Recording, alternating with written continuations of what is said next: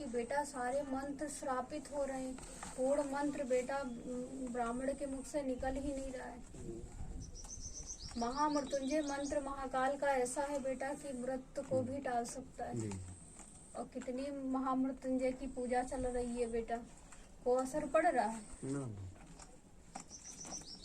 जब पूर्ण बेटा शब्द ही नहीं निकल पा रहा है आपके मुख से कि भावनाएं दूषित हैं, तो बेटा ये ब्रह्म वाक्य हैं, इनको स्पष्ट रूप से बोल नहीं पाओगे।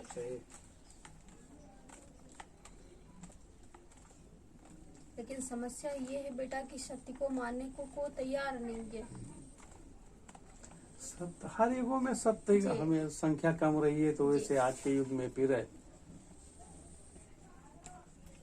भाई, सत्य के मार्ग में बाधाएं बहुत है माता जी, संघर्ष बहुत है, बहुत बेटा।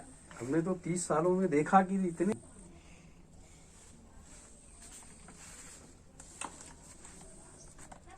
किया तो वहाँ तो बड़ा दलदल है।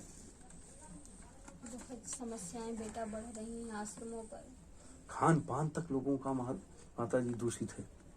तो बेटा वो संत कहाँ है? और भगवा रंग और दाढ़ी है, उसके बाद वो खान पान उनकी ऐसी विचारधारा बेटा असुर है, मतलब भेष बनाकर छिपे हुए लोग। कलयुग के प्रभाव से बेटा जो दिव्य महात्मा है वो सब छिप रहे हैं ना। जब सतयुग अपना पग स्थिर करेगा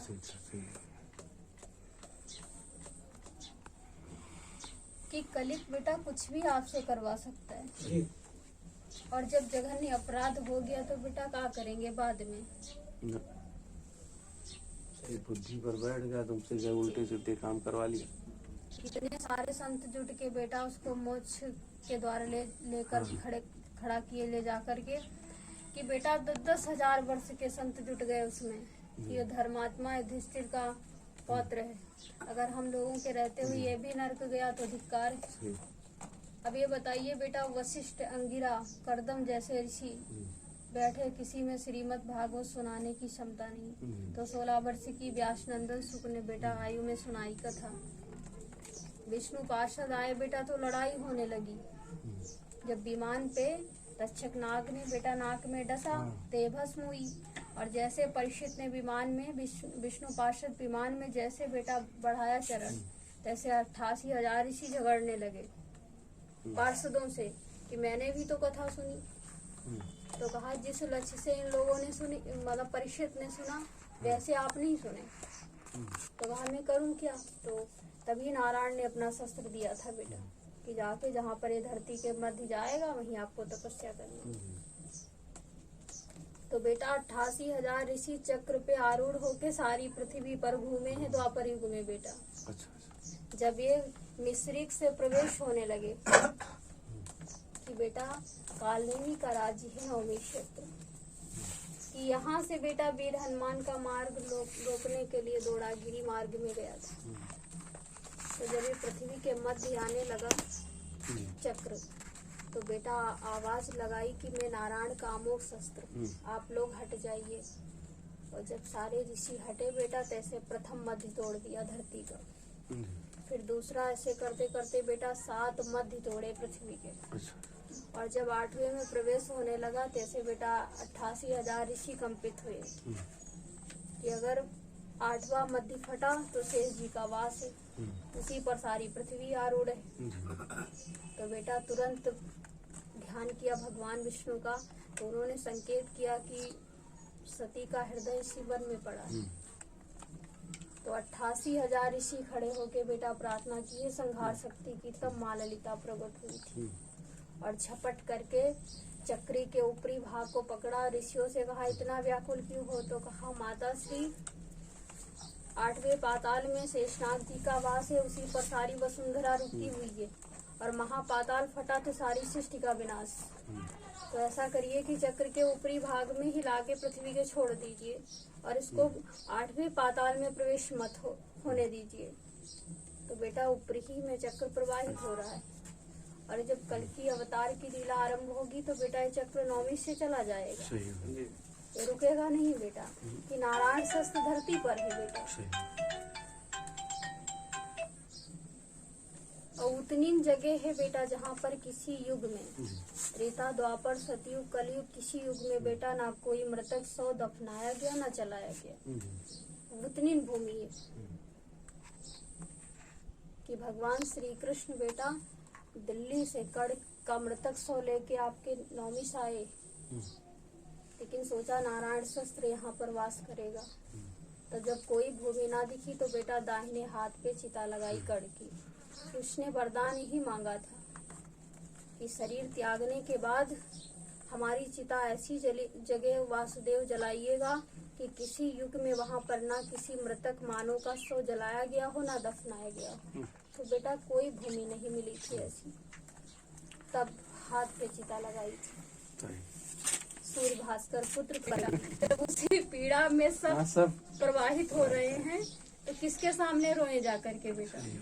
कि अंतर्दृष्टि से बेटा जितने महापुरुष हैं सब तो देख रहे हैं, सब देख कि क्या लीला होने वाली है। लेकिन बेटा जिनको मतलब अनभिज्ञ हैं इन लक्ष्य से तो खाते हैं, भोजन करते हैं बेटा, भ्रमण करते हैं, मग्न रहते हैं। तो व्याकुलता उसे होगी बेटा जिसको कुछ दिखाई पड़ेगा, कुछ सुनाई पड़ेगा, और जिसको बेटा ना दिख रहा है ना सुनाई पड़ रहा है, तो उसके लिए क्या है बेटा? ग्रहण करो, इससे शरीर जो है आपका पुष्ट बना रहेगा। कि बेटा कोई फल आपके शरीर में कोई तो फल सारे टूट जाएंगे। कि ये बेटा अश्विनी कुमार के वरदान के रूप में कि बेटा देवताओं के पास 2 वैद्य थे ना, 3, धनवंतरी, सुसेन और अश्विनी कुमार। तो बेटा हस्तिनापुर के संरक्षण में दे दिया था धनवंतर को, जो विष के विज्ञाता थे वो, और सुसेन को बेटा लंका भेज दिया। अश्विनी कुमार देवलोक में रह गए थे। अच्छा। तो वो भी आए धरती पर बेटा चवन ऋषि के लिए। तो ये आंवले का फल बेटा आपके धरती का फल नहीं है, कुबेर के बगीचे का फल है। यही केवल शुद्ध बचा है और यही मानव को पुष्ट कर सकता है बेटा। कि चवन ऋषि बेटा के दोनों नेत्र भी राजकुमारी ने फोड़ दिए थे, अंधे भी हो गए थे, और बेटा सहस्त्र वर्ष की उम्र थी। और इसी फल के प्रताप से बेटा उनका शरीर जो है पुनः पुष्ट हुआ था। तब बेटा एक पुत्र का जन्म हुआ था जिसका मार्कांडे नाम था, मार्कांडे ऋषि। कि बेटा महाशक्ति के 2 ही ग्रंथ थे, एक तो देवी भागवत और दूसरी बेटा देवी पुराण। तो देवी पुराण की रचना बेटा चवन ऋषि पुत्र मार्कांडे ने की, और बेटा देवी भागवत की रचना जो है व्यास नंदन पाराशर नंदन बेटा व्यास ने की। कि बेटा 17 पुराणे लिख दी नवमी क्षेत्र में बट वृक्ष के नीचे। लेकिन तभी बेटा इनको ऐसा स्मरण हो पाराशर नंदन व्यास को कि मैंने कुछ लिखा ही नहीं। तो बेटा इतने में क्या इनको सुनाई पड़ा कि बीड़ा की झनकार हो रही हो नवमी क्षेत्र में। तो जब दृष्टि घुमाई तो क्या देखा, ब्रह्मपुत्र देवऋषि नारद तो आसन पे बिठाया और कहा, देवऋषि मैंने 17 पुराण लिख दी, 4 वेदों को विभाजित कर दी, लेकिन मुझे लग रहा है कि मैंने कुछ लिखा ही नहीं। तो देवऋषि नारद बोले कि सत्य में आपने कुछ नहीं लिखा। तब बेटा और इनको चिंता हुई। तब बेटा 8वीं पुराण जो है देवी भागवत है, देवऋषि नारद के कहने पर वेदव्यास जी ने लिखी। लेकिन बेटा जो इस समय दिख रहे हैं समाज के बीच में कि धर्म ग्रंथ बेटा धारण करने वाला को दिख नहीं रहा है, तो इसका उसका प्रतिरूप दिख रहा है बेटा। वास्तविक ग्रंथ आपको बेटा भोजपत्र पे मिलेंगे। भोजपत्र जानते हैं, उस पर बेटा आपको मिलेंगे। कि जितने कोलकाता में रखे हैं ग्रंथ बेटा सारे भोजपत्र पे हैं। भारत का मुख्य इतिहास जो है वो भी भोजपत्र पे है बेटा। भोजपत्र पर लिखा जाता था कि जो बेटा नियम संयम संविधान चल रहा है ये भारत का नहीं है बेटा, ये तो अलग से बनाया गया है बेटा। कि मेन भारत का इतिहास बेटा कोलकाता में है। कि जब बेटा नारदानंद आश्रम में आग लगाई मुगलों ने, तो बेटा सारे ग्रंथ जलाने के लिए वो इसी लक्ष्य से आया था बेटा।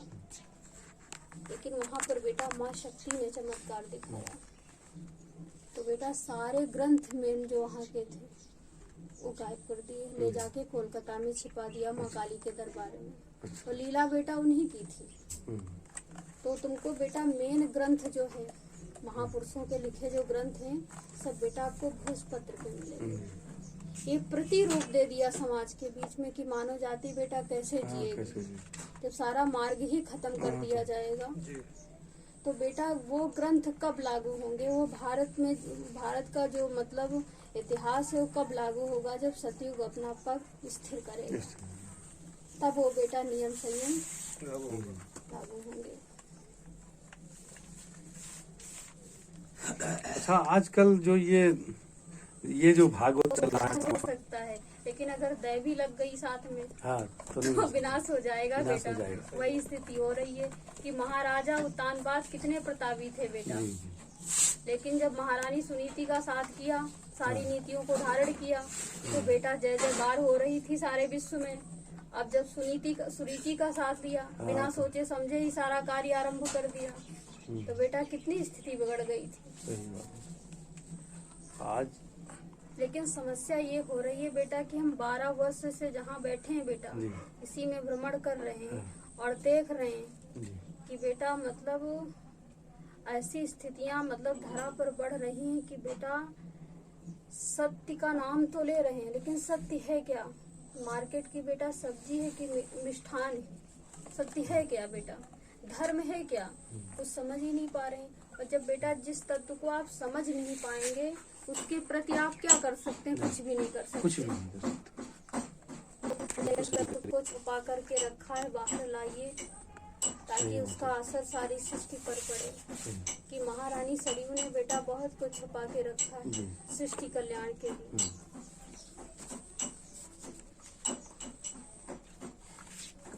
वैसे इस पर ये जन्म और मृत्यु के खेल में अब तो ये कि अब ऐसा कुछ होना चाहिए जिससे मानव समाज का कल्याण हो सके। तो बेटा होगा जो है मतलब जो भूमिकाएं बन रही प्राकृतिक महाशक्ति बना रही बेटा, इससे मानव जाति का कल्याण होगा बेटा।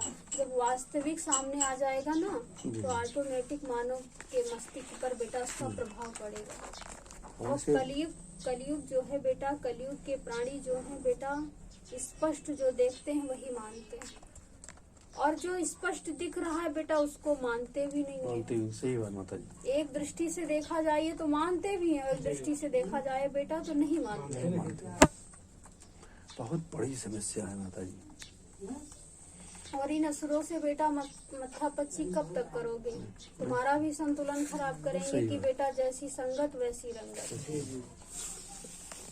बेटा संत क्यों एकांत पकड़ता है कि बेटा जो उसे चाहिए तो राक्षस देंगे, उसे देवता ही दे सकते हैं, दैवी शक्तियाँ ही दे सकते हैं बेटा। जैसे बेटा को आश्रम में पहुंचा, संत महात्मा के पास पहुंचा तो किस लिए पहुंचा बेटा जानते हो? कि कोई मार्ग दिखेगा। अब जब वो बता रहा है बेटा तो बेटा मार्गदर्शन जानते हो क्या होता है? चंद्रमा। कि बेटा कोई यात्री अंधकार में भटक रहा हो तो चंद्रमा बनकर के बेटा दिशा देता है। लेकिन बेटा चलने का काम तो संतान का ही है। अब वो ना चलेगा बेटा तो क्या किया जाएगा? जिस तरीके से माता जी तेजी के साथ शराब और मांस बढ़ रहा है, लगभग 70-80% लोग तो भारत के इस रास्ते पे चल पड़े। तो बेटा शराब और मांस की तरफ। जो मांस को बेटा ग्रहण किया है और शराब को ग्रहण किया है उसमें से तो बेटा एक भी बच नहीं पाएगा। जी माता, ये सत्य है। कितने पुत्र अनाथ होंगे, कितनी पत्नियां अनाथ होंगी बेटा कुछ पता नहीं है। कि बेटा ऐसे भयंकर नाद ने बेटा जकड़ रखा है भारत को कि बेटा समस्त देशों की दृष्टि भारत पर है। कि बेटा भारत विश्व गुरु के रूप में है ना। तो बेटा इतने बड़े शरीर में कोई दिक्कत आए तो जिया जा सकता है, लेकिन हृदय की धड़कन अगर बंद हो जाए तो बेटा शरीर बेकार हो जाता है। तो उसी प्रकार जो है बेटा इन राक्षसों को बेटा जो चारों तरफ से जकड़े हुए हैं, ये नहीं पता है कि भारत ने सांस लेना अगर बंद किया तो वैसे ही हमारा अंत हो जाएगा। लेकिन अब बेटा सही देख नहीं पा रहे हैं तो क्या करें? अपनी दृष्टि जमा रखें कि कम मौका मिले तो आपको पराजित करते हैं। लेकिन भारत को बेटा पराजित करना आसान नहीं है। कि एक समाप्त होता है वीरपुत्र तो दूसरा हाँ, जन्म ले जन्म लेता है। लेता है। लेकिन बेटा ऐसे महापुरुष को इसलिए छुप करके रहना पड़ता है कि बेटा सभी की दृष्टि उसी पर रहती है जी। और सभी को खोज उसी की रहती है। हाँ सही। अब ये बताइए बेटा कि अगर कंस के कारागृह में ही कृष्ण रहते तो क्या इतना बड़ा कौतुक कर सकते थे? इसलिए चुपके से बेटा उनको नंद भवन में पहुंचा दिया ताकि ये यदुवंशियों में छुप करके बेटा बाल गोपालों में कुछ समय तक वास करेंगे कि बेटा सत्य को कुछ काल तक छुपाया जा जी। सकता है, सदा के लिए नहीं। सही कह रही हूँ। कि बेटा मणि जो होती है वे वैसे प्रकाशित होती है, जी। प्रकाश उसके अंदर स्थिर होता है, तो सत्य को बेटा छुपाया नहीं जा सकता है। भंडारी बाबा हमने कहा बेटा कह रहे हैं शांत रहो नहीं चाटा पड़ेगा। कहा फिर ये बाबा क्या कह रहे हैं? हमने कहा दोनों हाथ उठा के बता रहे हैं कि अभी पाप का घड़ा कुछ खाली है, भर जाने दो। तो सारे बच्चे हंस लिए बेटा। सिद्ध गंगोली से वो आया था। हाँ बेटा उसमें दोनों की तस्वीरें अंदर लगी हुई है। रमेश के रामनरेश के लौंडे आए हैं। संसद के बगल में गाय और माता जी जो लोग शराब और मांस का सेवन कर रहे हैं तो अगर समय रहते छोड़ दिए तो कोई मतलब हो जी। देखो सुधार अगर कर ले बेटा, अभी थोड़ा समय बाकी है जी। तो बेटा कि बेटा आपको बता दें कि बेटा तेज तो आरंभ ही हो चुका है। इसमें प्राकृतिक ने बेटा पूरी तरीके से नहीं लेकिन प्रभाव धीरे धीरे अपना बदल रही है बेटा। 24 में बेटा प्रचंड रूप पकड़ लेना चाहिए, 30 तक बेटा समाप्त हो जाना चाहिए और बेटा 33 तक पूर्ण साम्राज्य सतयुग का स्थापित हो जाना चाहिए। मतलब सारे नियम संयम लागू हो जाना चाहिए चारों दिशाओं में। लेकिन बेटा भारत का युवराज 30 में बेटा स्थापित हो जाना चाहिए राज सिंहासन पर। 23 में? हाँ 30 में बेटा। 30 में? हाँ। और समाज क्या कहेगी बेटा? समाज तो मतलब ये करना बात कुछ भी नहीं, मुझे भी भ्रमित कर रही है। तो फिर कहते हैं तुम लोग पागल हो जो। तो बेटा पागल ही तो सत्य को देखता है, पागल सत्य बोलता है बेटा, पागल सत्य बोलता तुम है। पगलाए गए हो, पता नहीं का माता जी लोग ठीक कहते देखिए, हैं। जी जब भगवान श्री राम गए तो उनको लोग बहुत से लोगों ने बहुत कुछ चाहा होगा। जी। कितने लोगों ने उनको परमात्मा मान लिया उस समय। आज तो पूरा संसार मानता है। वो बात नहीं अलग है। मानता था बेटा उनको। नहीं सब तो तो उपहास करते देखो, उपहास ऐसा होता है कर्म माता जी। किए कि 14 वर्ष का वनवास पा गए हैं, जंगल में भटक रहे हैं। सीधे आदमी यहाँ कहा थे, अब तो नेताजी का ले आए रहे हैं। ये तो देखिए, ये तो अलग चीज है। कौन भविष्य मलिका एक पुस्तक है, आज के 600 वर्ष पहले एक महात्मा जी ने लिखा था, जिसमें खुलेआम उन्होंने नेताजी के बारे में पूरा डिटेल में लिखा हुआ है कि यही शख्सियत आएगा और इसी तरीके से वो काम करेगा। लेकिन अब आध्यात्मिक ज्ञान तो लोगों के पास रह नहीं गया माता जी। बेटा इतनी दूरी हो गई है जानते हो, जितनी पृथ्वी और आकाश के आकाश बीच में दूरी है। योग अध्यात्म से बेटा इतना भिन्न हो चुके हैं। और बेटा 2045 तक कहीं नहीं जा सकते ना, जाने का तो कोई और वही नहीं बेटा होता। इतना समय मतलब समझ लीजिए प्राकृतिक भूमिका है और आगे उनकी इच्छा बेटा कितना सही। समय रह सकते हैं। कि बेटा जब 10-10 हजार वर्ष के जीव धरा पर रह सकते हैं। जी। पीपल की आयु कितनी है बेटा? बट वृक्ष की आयु कितनी है? जड़ है। ये तो चैतन्य रूप में, तपस्वी के रूप में है बेटा, और धर्म से आयु बढ़ ही जाती है।